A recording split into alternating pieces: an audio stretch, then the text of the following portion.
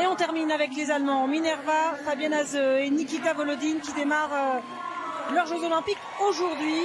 Les vice-champions du monde en titre ont été un peu moins réguliers qu'à l'accoutumée en Grand Prix. Ils ont été battus au championnat d'Europe par les Géorgiens Metelkina Berulava.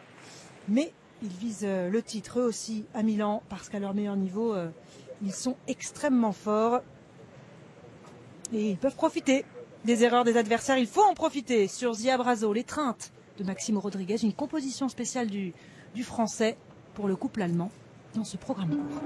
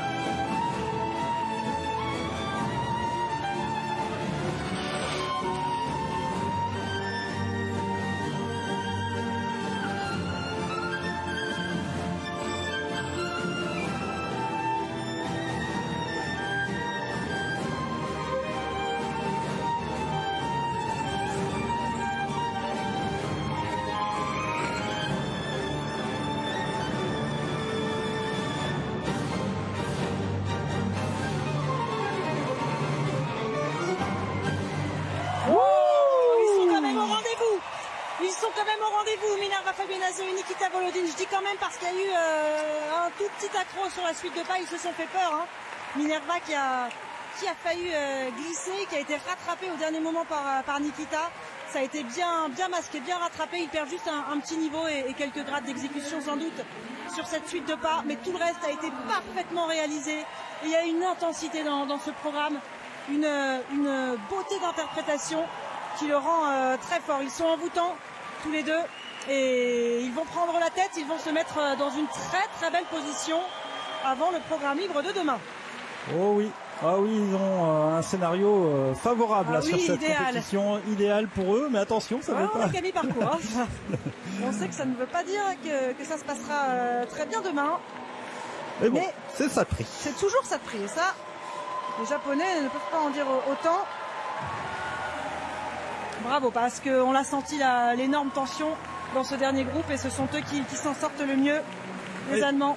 Surtout qu'ils sortaient d'un championnat d'Europe où le dernier porté avait été compliqué, donc il y avait forcément un peu d'appréhension sur cet élément en particulier qui, on le confirme, hein, et donc là, clairement l'élément clé d'un programme libre, hein, là ils ont scoré 9,80 quand les Japonais tout à l'heure étaient à 3,90 sur cet élément en particulier. L'écart peut être énorme, hein. Sur une faute, hein, on n'a pas l'impression comme ça, mais quand c'est sur l'élément qui rapporte le plus, eh bien c'est très pénalisant. Et c'est ce qui s'est passé pour Miura Kihara. Et sur ce twist aussi, ils vont créer la différence par rapport aux Japonais, puisque eux vont systématiquement chercher des niveaux 4 grâce à la hauteur, notamment, qui permet d'aller chercher les features, les niveaux de difficulté en l'air, alors que les Japonais sont tout le temps au niveau 3.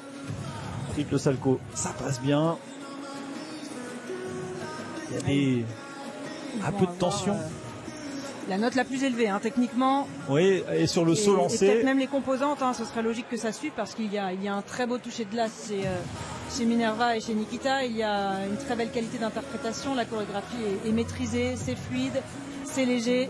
Vous verrez le porté de leur programme libre qui est peut-être le plus beau porté du circuit.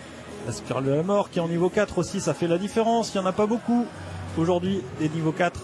Ça a été revu, la tête touche à la fin, mais c'est pas grave, c'est pas considéré comme une chute sur la spirale de la mort quand on touche avec la tête.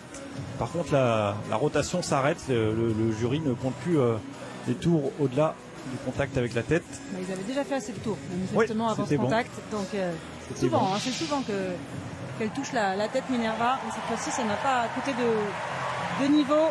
Ils sont un peu crispés sur la fin, hein. Il y a un très léger déséquilibre dans la pirouette finale. En position debout pour Nikita et ce petit déséquilibre sur les pas, mais encore une fois c'est des erreurs complètement mineures par rapport à... chercher un gros score, ah, oui. Peut-être un record personnel aujourd'hui. Ils n'ont jamais dépassé les 80 points et c'est pour ce soir. Oui, 80.01. Énorme 80.01 pour Nikita Volodine et Minerva Fabienazzo. Près de 5 points d'avance. C'est un scénario presque idéal pour les Allemands qui ont été presque parfaits et qui profitent des petites erreurs, des petits moments de tension de leurs concurrents et particulièrement de leurs concurrents les plus dangereux, les Japonais Miura Kihara. Et ils sont à presque 5 points effectivement de Metelkina, Berulava, les Géorgiens, leur dauphin. La surprise de ce programme court, c'est la présence de Laia Pereira et Trent Michaud dans ce top 3, la présence dans le top 4 de Pavlova Zverchenko et Miura Kihara qui sortent du dernier groupe, tout comme Stéato Gudel-Deschamps qu'on va retrouver très loin à la 14e place seulement sur 19. Ils seront dans le premier groupe demain du programme libre. C'est la médaille qui semble impossible à aller chercher désormais pour les Canadiens. Camille et Pavel, dernier qualifié. C'est bien. Mais on n'oublie pas l'énorme niveau que nous ont proposé ces couples dans les 4 premiers groupes en tout cas.